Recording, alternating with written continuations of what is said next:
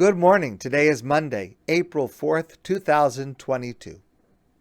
Hopefully, this year, our Passover Seder will be closer to normal than it has been in the last 2 years.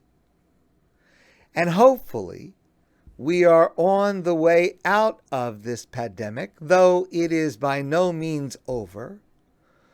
But hopefully, we're on the way out.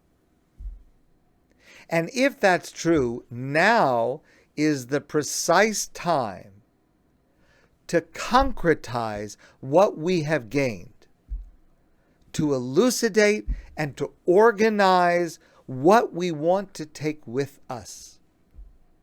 Because, as Amanda Gorman recently wrote, even as we've grieved, we've grown.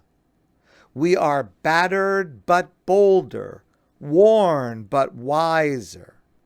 This time will be different because this time we'll be different. We already are. So let's state it clearly so we remember, so we can apply it when we next need it. And here's one piece that relates to our spiritual lives. For many of us, a major upheaval of our lives in the last 2 years is not having been able to do the mitzvos, the commandments that we love and that we were used to doing. For a long time, we couldn't come to the synagogue. We couldn't pray in public. We couldn't hear the Torah reading to answer Amen. For a long time, we couldn't invite guests into our home for Shabbos, for Yom Tov. And there are many other mitzvos that were sacrificed because one mitzvah took priority. The mitzvah v'nishmartem ma'od lenafshosechem, and you shall be exceedingly cautious concerning your health, that mitzvah takes precedence. And when that needs to be evoked, all other mitzvahs are set aside. Now, of course, there are many occasions in life, many areas of life, where there are two mitzvos which are in conflict with each other, and we need halachic guidance on which is set aside for the other. So this issue will continue to come up for us in many situations, maybe not as dramatic as it did with COVID, maybe not as globally as it did with COVID. Usually it's on an individual or a communal basis. But given the understandable upset this caused all of us over the last 2 years, it would be wise to take from this pandemic an attitude that will serve us in the future the next time we have to grapple with this particular dilemma. And I want to share with you a lesson from Rabbi Meilech Biderman.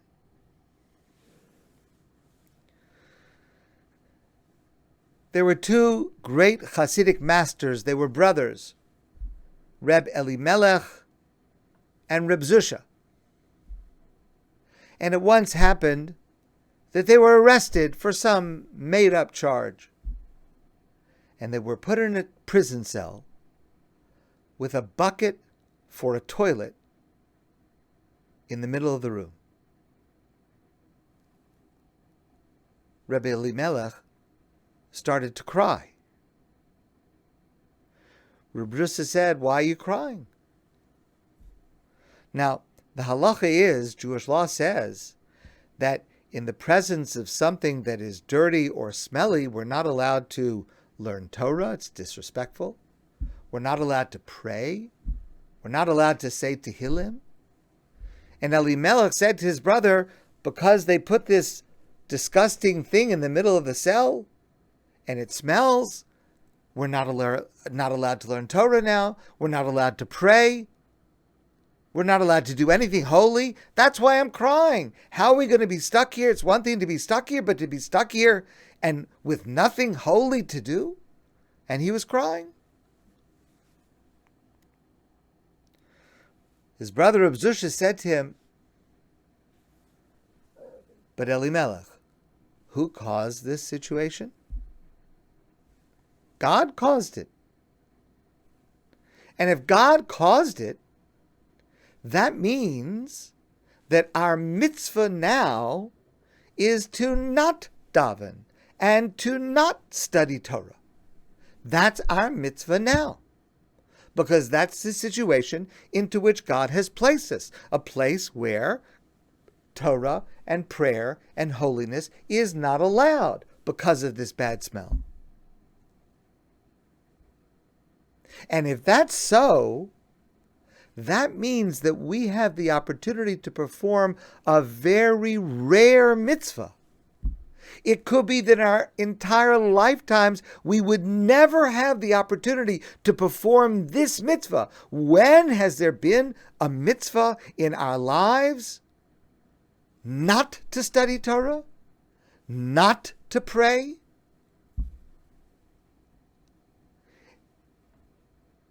And if we have this once in a lifetime opportunity to serve God by not praying and by not studying Torah, we need to celebrate this mitzvah. Because when else are we going to get a chance to be able to serve God in this particular way?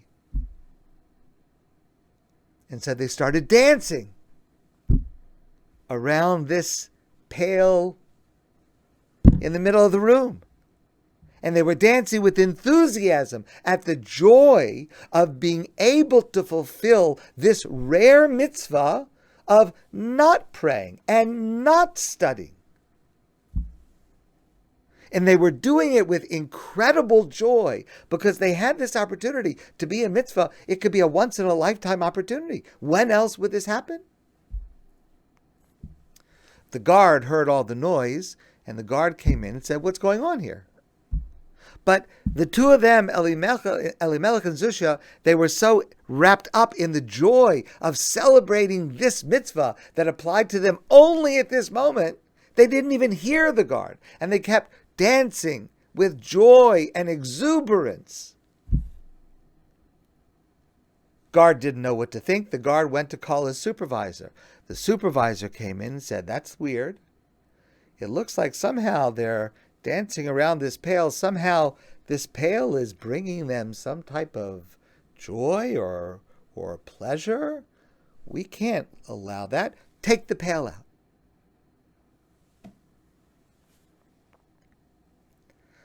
Once the pail was out, they were able to study Torah, to pray, to say Tehillim.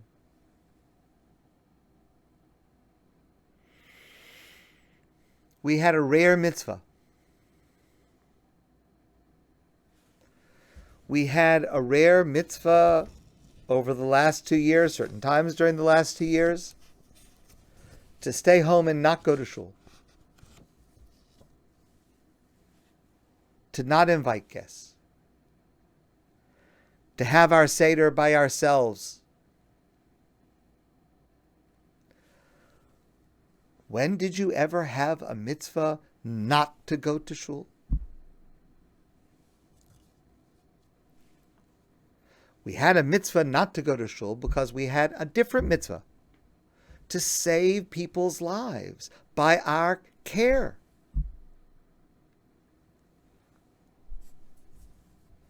If you're a doctor in emergency medicine, if you're a Hatzalah person, if you're a medic, probably pretty often in your career, you have the opportunity to fulfill the highest mitzvah in the world, to save someone's life.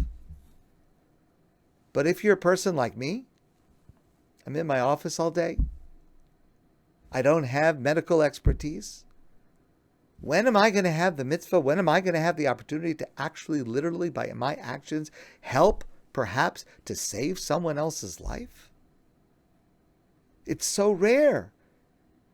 It'll almost never, ever happen to me. And I had that opportunity. You had that opportunity. And we should approach it with joy.